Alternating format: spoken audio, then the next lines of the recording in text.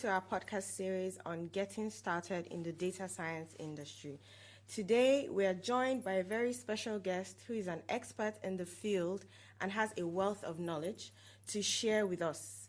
In this episode, we are going to discuss one of the most important milestones in any data scientist's career, that is getting your first job. So whether you're a recent graduate or transitioning from another field, landing your first job can be challenging. I'm sure we all agree with that. Yeah. But It's also an exciting opportunity to kickstart your career and learn valuable skills.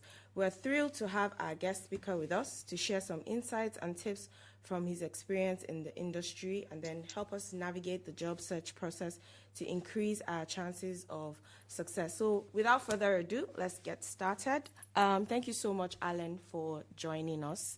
Thank you for having me. Yeah, with me are my team members or teammates. So my name is Sally Ann.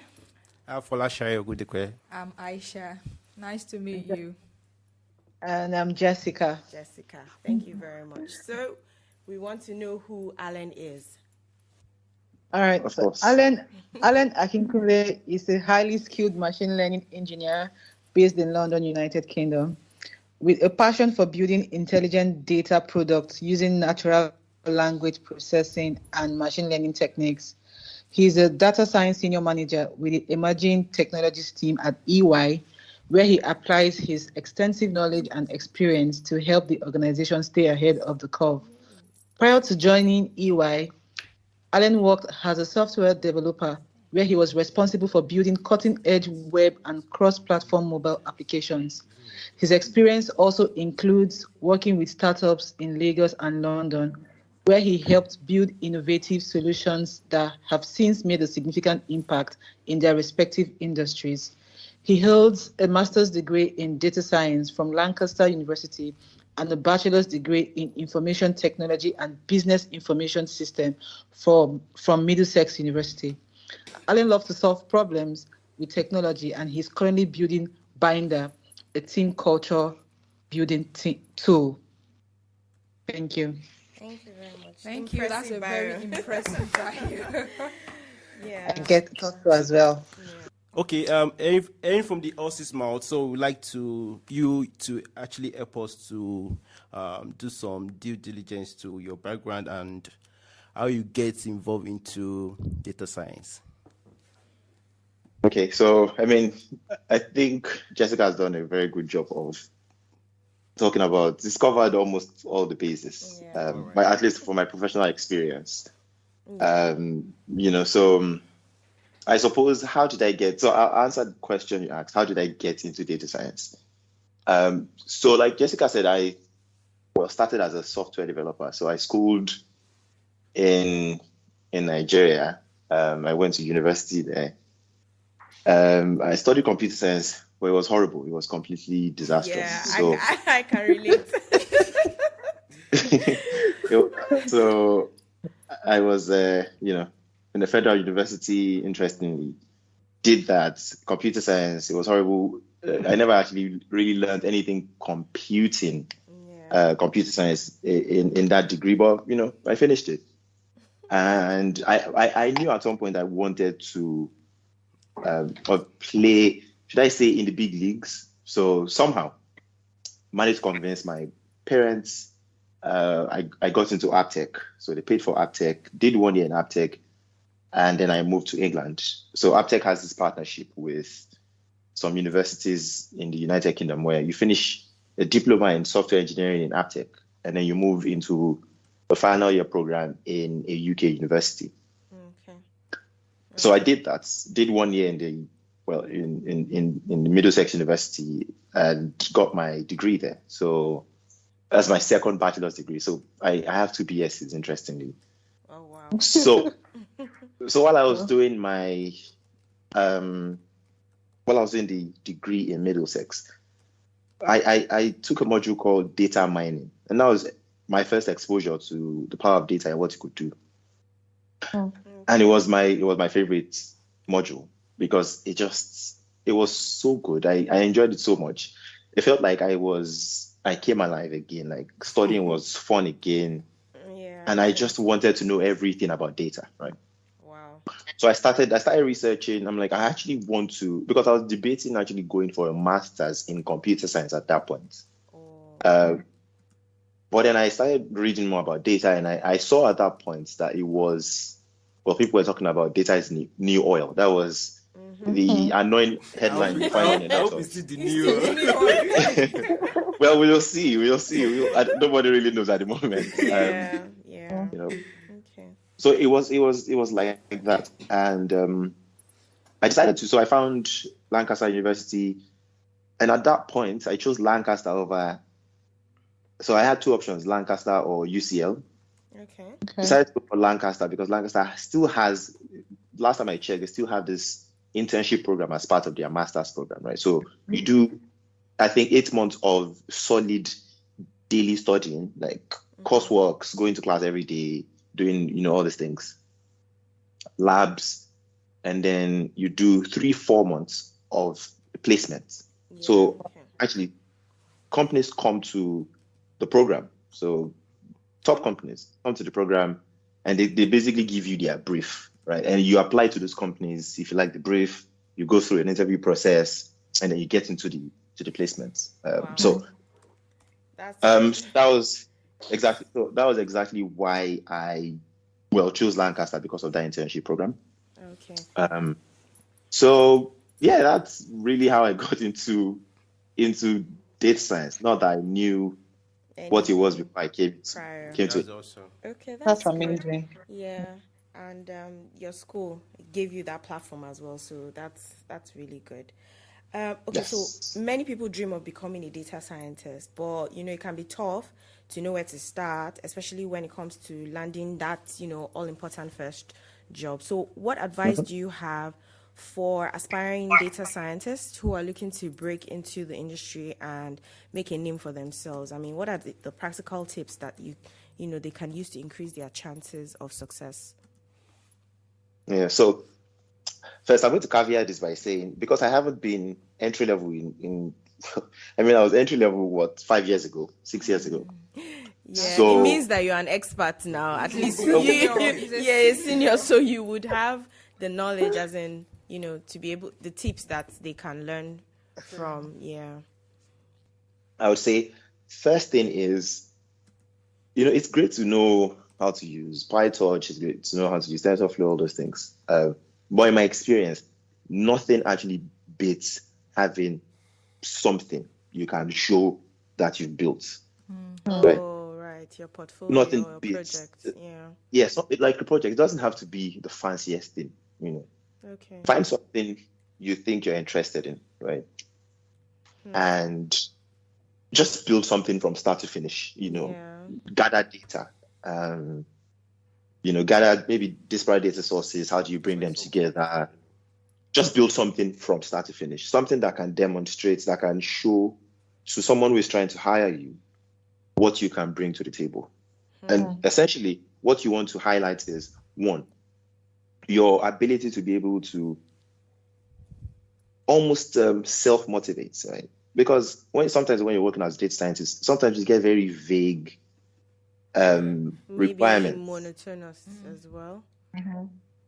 Yeah, exactly. It could be in some cases, maybe, but sometimes you get very vague requirements that sometimes you have to go through the process of actually refining, the question whoever you're working with wants you to solve for them, or the problem you want to solve for them. So some people may just come and be like, oh yeah, we see that there's a drop in a particular metric. We don't know what's going on. Do you want to investigate that? That could be, it's very open-ended, right? A lot of questions in data science, in my experience at least, can be quite open-ended, right? So you want to be able to demonstrate to someone who is going to hire you that you are actually good at taking open-ended problems, defining them, right?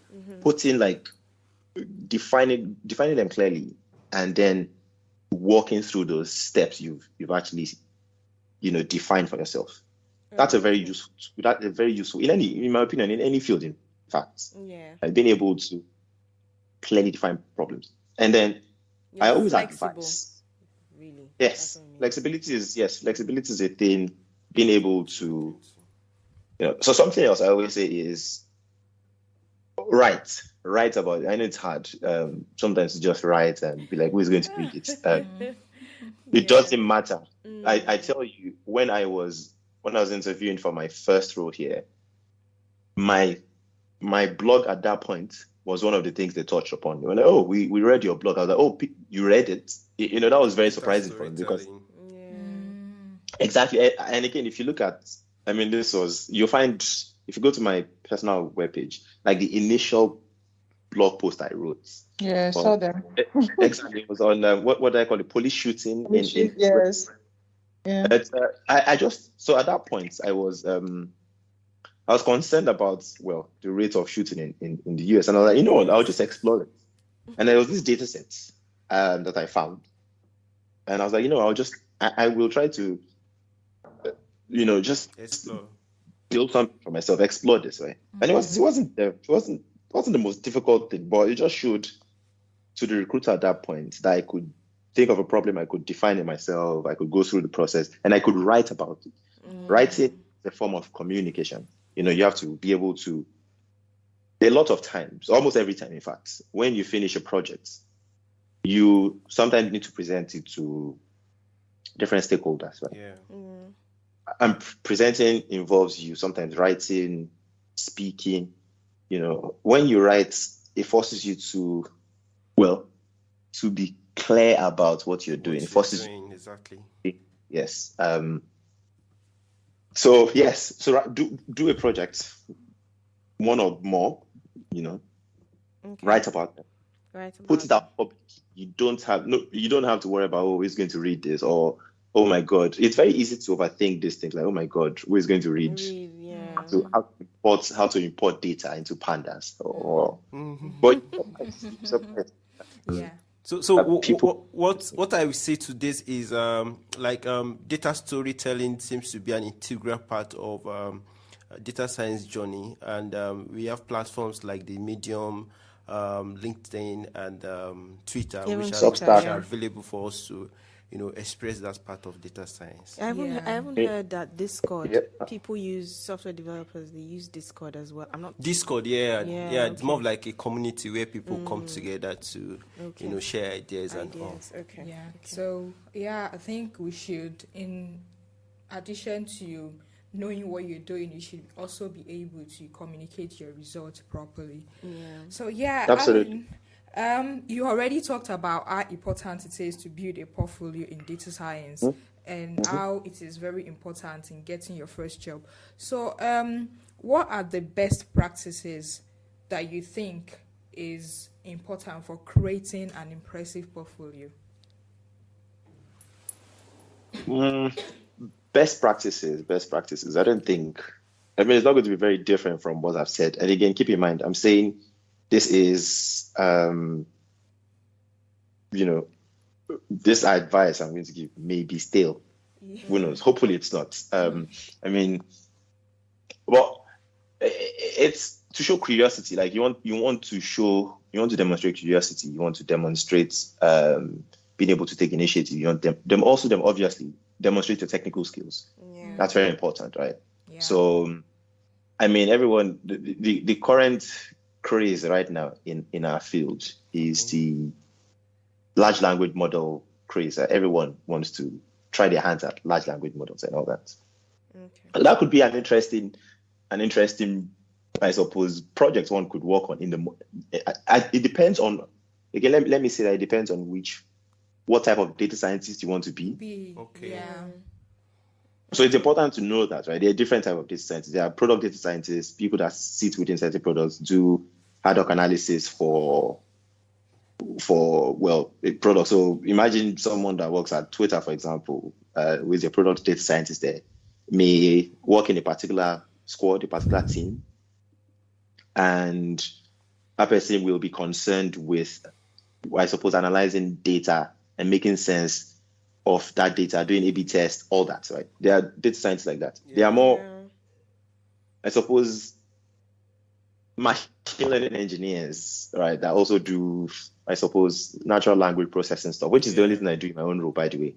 I haven't touched the training and the testing of data. So one has to know you have to know which one you want to be. Right? I mean, you could explore different things and then settle on which one you're comfortable with. Yeah, okay. Really, Um, at the beginning, one would Because you just, need to. one would just, explore everything until you get that. But that's if you get That the good opportunity job. to explore everything. Are you saying? Yeah, I Yeah. mean, I just think that you might just know little of everything until you get that, big yeah. gigs that you want to focus So on. what I always God, tell no people pause. is what I always tell people is the fundamentals really don't change. Like the Okay. fundamental concepts don't change, right? So I always say, as quickly as possible, learn those fundamentals so that, for example, if today you're doing NLP stuff, you're doing large language model stuff, right? You're trying to fine tune a large language model. Okay. The fundamentals for that won't be drastically. If I say fundamentals, I mean the building blocks Yeah. won't be Okay. fundamentally different from if you maybe pivot to, I suppose, image segmentation tomorrow, Yeah. right? Or you're doing some video. So the fundamentals really doesn't change. So again, focus on the fundamentals, be comfortable with that, so that when someone in an interview ask you, oh, what do you think about this, or ask you certain fundamental questions, you can answer them. Yeah, that's true. Thank you, Alan. Thank you. So I heard you saying earlier you had said that you had to employ or interview like junior data scientists and all that.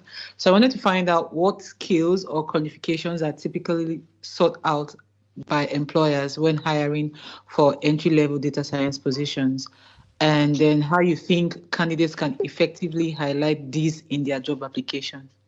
Mm. So I only speak for my own team. That's okay. Because Okay, so again, this I'm field hearing. Disclaimer. Exactly disclaimer, because I'm hearing from the beginning. Okay, I'm not an Disclaimer. expert in this field. I'm giving you based on my obviously disclaimer. Yeah, we experience. really appreciate your input. So yeah. So I'll give you my perspective based on my experience within my own team, and also things I've heard speaking to people in the industry and all that. Because the domain is like the field is, there's a lot of competition at the moment, right? Yes. Breakfast. There's lots of competition.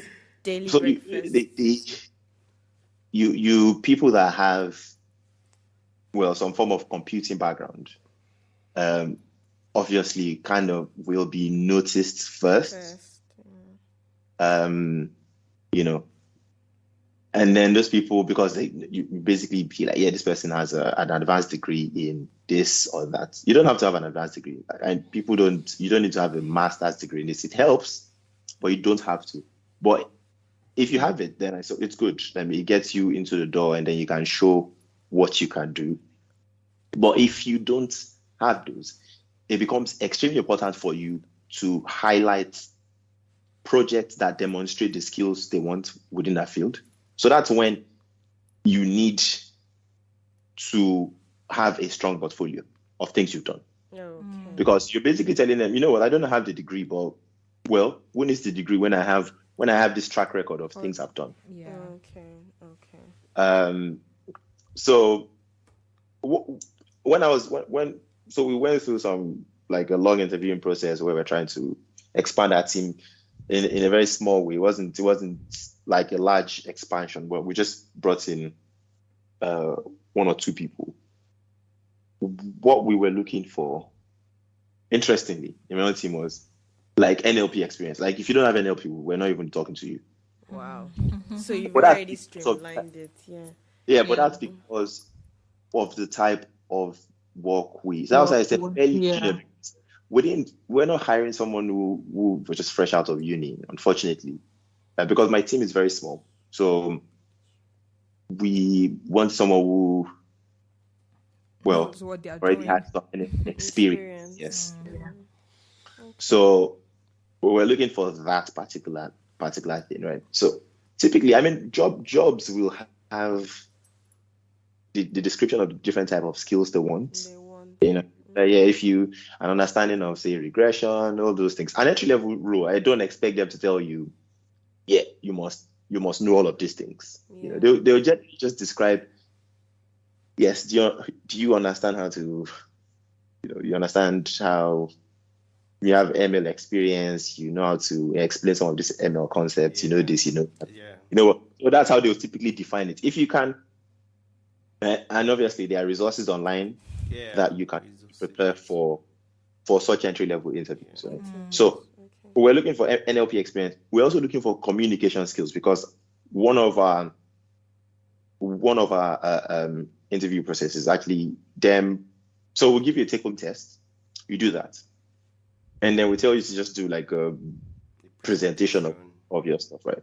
And now we're just looking at how do you speak, how do you communicate, why did you make certain decisions, or over stuff. And there, no right or wrong answer, by the way, in this thing. Just communication. Just how do you communicate? How do you, if you're so coherent and okay. Yeah, thank you. Understandably, we have platforms like internships, placement, apprenticeship, and some other programs that are more or less designed to help people, get integrated into the field. So my question is, how do you leverage on these programs to increase your chances of getting your first job, knowing fully well that these are time bound and people want to take advantage of that getting forward? Yeah. Remember when I said in my degree, when I was in my master's, we had like an internship, a placement program. Okay. That's apart from my own personal, work, writing and all that, that I think really helped me in a way stand out when I was applying. Okay. Because experience, it was real life experience. I was taken away from the abstract and the theoretical in class, and I was actually working on real life projects. So I did that for like 3-4 months. And I think those things are extremely valuable. If you can find internship programs, if you can find placement, whatever it is, please do it. All right. Because you will, on your CV, you put it as part of your experience, right? Yes. When you're listing it, and when you're listing that experience, you want to obviously clearly define what you did and the impact you had. Yeah. Right. So the secret to getting value out of those programs quickly is because they can be quite because you have 12 weeks to do something, right? Yeah. Secret is, as quickly as possible, define what you want to do for that project. Because when I got in, it was quickly finding, oh my God, we have how long to do this project? Push back on scope, because at some point the scope was getting too big, and I'm like, there's no way I'll have been able to complete any of those things in 12 weeks. So learning how to be like, no, I don't think this is possible within this time. Let's focus on this. This will be the outcome. Yeah. This is what we want to do. This is data that's available to it, and this is what we will define. So avoiding scope creep, scope management, defining a small enough project that you can finish within that time. That is, in my opinion, one of the ways you can get value out of those things. Yeah. Okay. Immediately. So don't do too much. Don't bite more than you can chew. Yeah. Just do something. Take on what and you then can just handle. get started. Yeah. Exactly. Okay. Okay, I guess that makes sense. Yeah, I think it's better to do something small than to just try to do something and then big you're not and able not to finish. Yeah, that's true. Okay, so when it comes to breaking into data science job market, I know you've said a bit about the things to focus on, but we wanted to just know there can be a lot of hurdles to overcome. So what are the most common challenges that you've seen people face in this regard? You said you started out 5 years ago, so we wouldn't be asking of yours. Maybe you can impute yours, but I mean, what have you seen other people, the challenges you've seen other people face, and how they were able to overcome them, or how you think they can overcome them? Yeah, so because of how the field can be, when I was applying, I was confused, because I'm like, what type of role do I actually want? Yeah. Because I there were think some that's roles. $1 million question. A lot of us, because it's very broad, especially the course that we're studying, artificial intelligence and Just data finding science. somewhere to fit in. It's so broad. So how how do you even figure out where it is you belong or what it is you want to do? And we need to do what we enjoy, not like how it was where we were just working to pay our bills, but we have to actually do what we enjoy doing or what we would have passion in. Yeah. So knowing what to do, and also I suppose the description for what entry level depends on different companies. Like when I was applying, there were some companies that were entry level needed PhDs, and obviously those were more research roles and all that. I'm like, well, I'm not suited for research because I don't particularly enjoy that type of research. Yeah. So it was actually thinking of, okay, what do I want to do? And there were certain roles also, and I found that, so this was some of the challenges I faced. Okay. They needed, it was majorly a computer science interview process rather than a data science interview process. Oh, wow. So that's still some of the challenges. I don't think people have fully figured out what the data science, machine learning, artificial intelligence recruitment process should look like. Okay. But then that's not something you can control. That is on the industry, right? Honestly, so those are still challenges, and it's at the moment it's a very difficult industry to be in generally in tech because of obviously what's happening, all the layoffs. There's increased competition. Yes. But one shouldn't be disheartened, really, because it doesn't mean you will find your own thing. So I think that challenge is one just has to keep at it, because I applied to gazillion jobs. So we shouldn't be discouraged. Basically. No, I always tell people I kept emails. Unfortunately, breakfast, daily breakfast. So I had if I tell you how I did I had a long Trello board. So I was managing it. It was a project for me, right? Obviously, getting a job, because at that point, I post-study visa, so I had 3 months to find a job or get out. So I had this Trello Kanban board where I had applied. So there was a tile called applied. All the companies I had applied to, the ones I moved to the next stage, the one that rejected me. So I had all that, right? And the rejection card was so long. Wow. But I kept applying. Well, I'm like, what? Yes, it's the nature of this thing. I just needed. I told myself I just needed someone to let me into the room and hear what I can do for them, right? So I don't know if I answered this question. Maybe this is useful, but it sounds. It's not. I'm not giving practical advice. I'm just saying, just keep at it. Actually, I came across a solution on Twitter. Someone said, which I'm practically saving for the right time too, that one should subscribe to LinkedIn Premium. Of course, the trial version, which will last for probably a month, and we did that 1 month. What you do is with LinkedIn Premium, you can could mail the recruiters, companies directly. So, and of course, it's just for you, just like you said, just allow for that one just allow you into the room to actually speak to the appropriate person. So I think that I'm saving my 1 month for the later when I'm best fit to do that. So I think so you really maximize it. Sorry, you don't want to pay LinkedIn. You better go and pay. So I think that is a good one we may want to look into as well. Okay. Yeah. Good stuff. Thank you. It doesn't hurt. It doesn't hurt to shoot your like they say to shoot your career shots. Yeah. What's the worst that could happen? They tell you no. That's and you move on to and you move on. Yeah.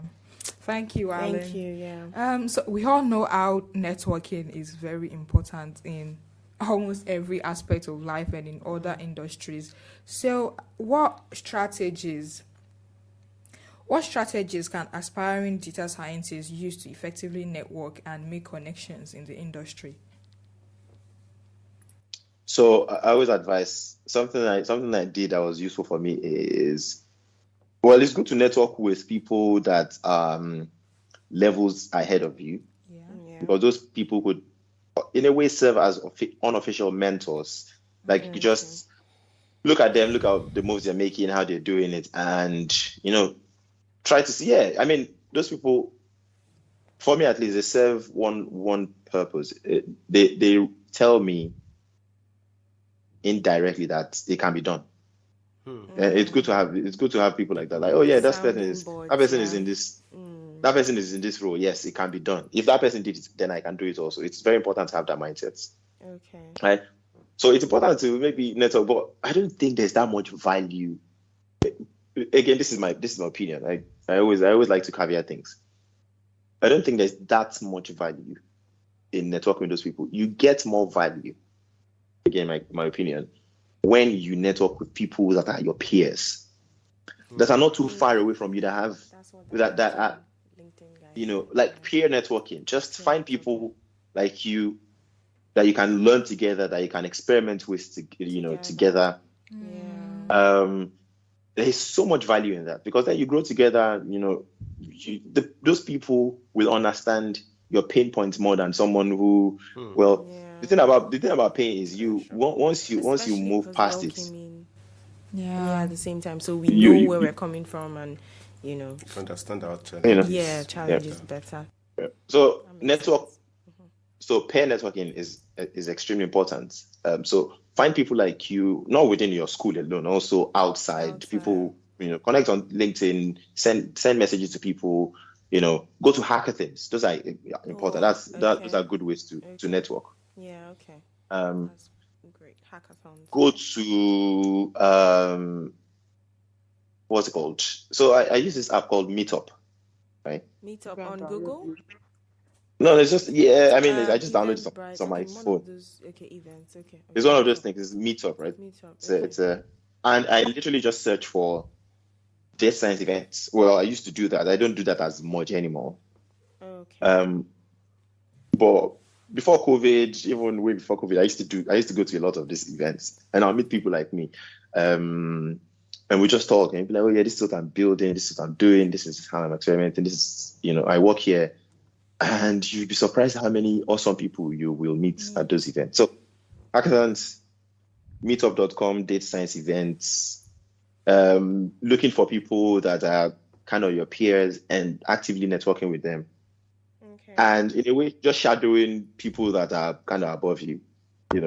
Those people will most likely not have, they probably get a lot of, oh, can you be my mentor? Can you do this? Can you do that? And we'll not have time for everyone, because obviously people also have to do their own thing. Yeah. So, those people, best value really sometimes just to maybe once in a while send them emails and they will get back to you when they can. Some will not. That's fine also. That's life. But yeah, it's,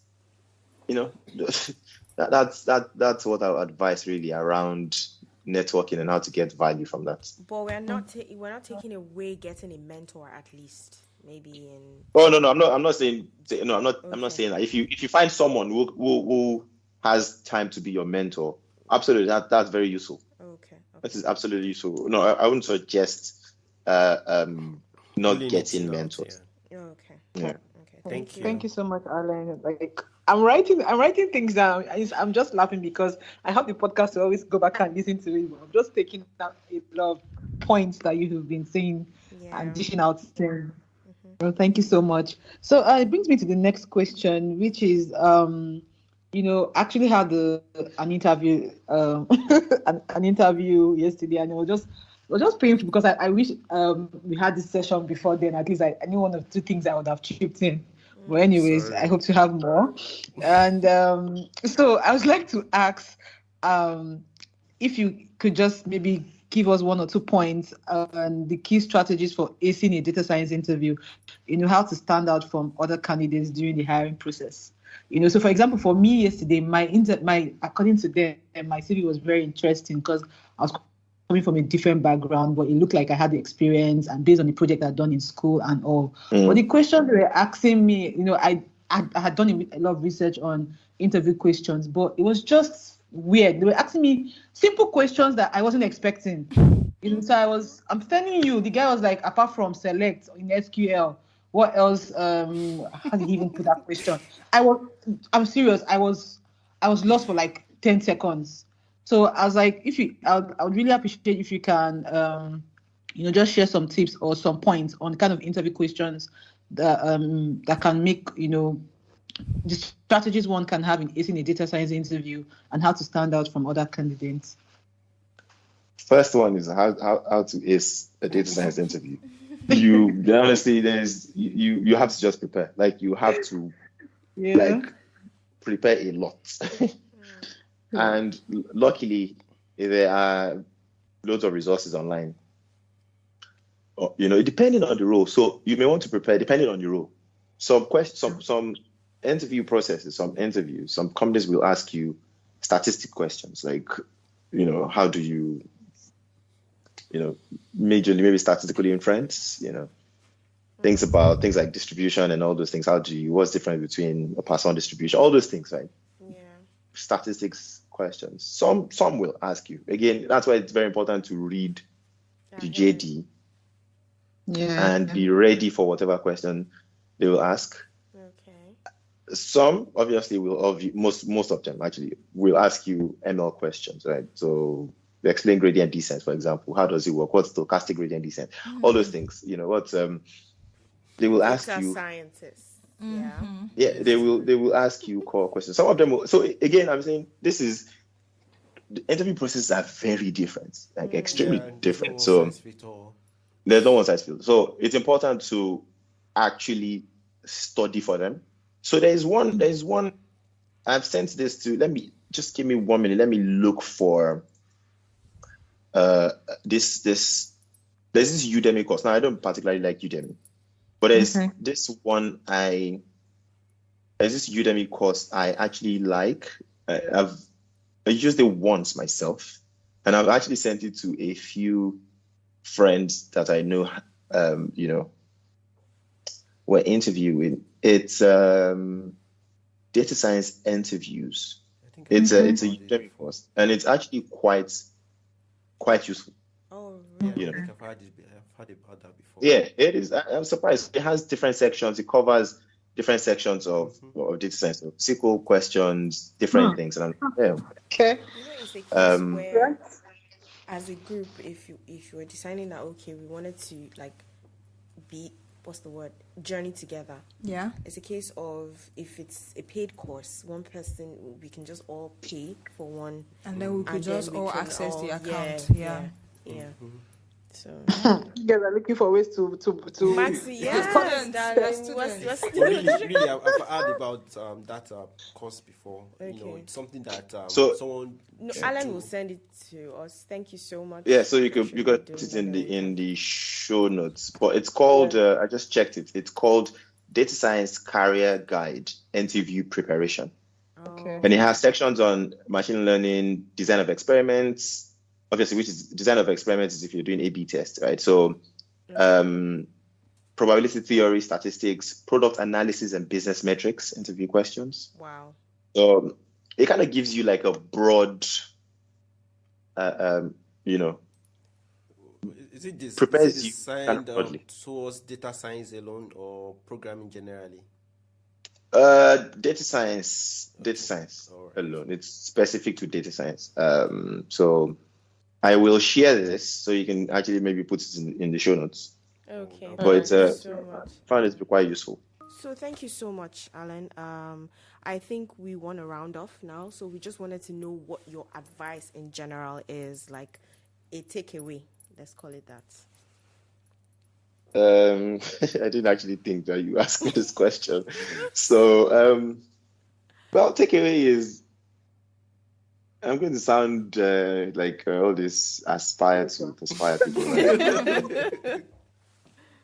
But really is, just believe in I think it's important to believe or to grow that ability to know that, I can actually figure anything out. You don't have to know everything, but the ability to figure that out. And how do you build that capacity? Is really just by doing hard things, doing hard things Like I said, don't bite more than you can chew. So take a small defined problem and finish it. The satisfaction you get from finishing things actually build that your confidence in yourself. You're like, I can actually build this. I did that. So sometimes when you're down, like everyone feels, I don't think I know anyone in this world, no matter how brilliant they are. And I know a lot of very brilliant people that sometimes don't feel, what am I doing, right? But then when they feel that way, what they do is, you know what, I actually did that. So I did that. I have evidence to show to myself, to prove to myself that I have done this hard things before. Yeah. I can do this, So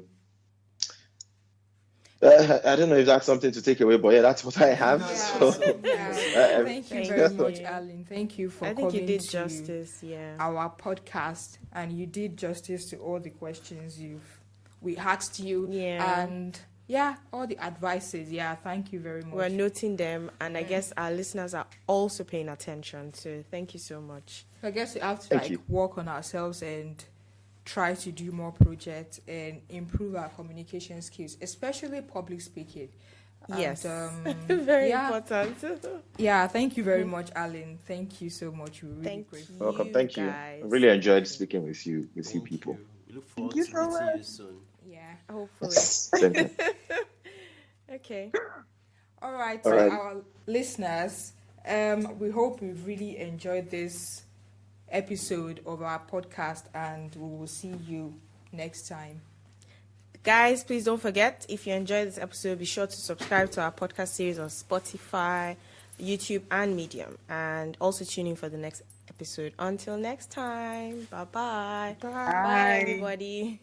Bye, Allen. Bye, Shayo. Bye, Sally. Bye, Onim. Eid Mubarak. Please send my Allen.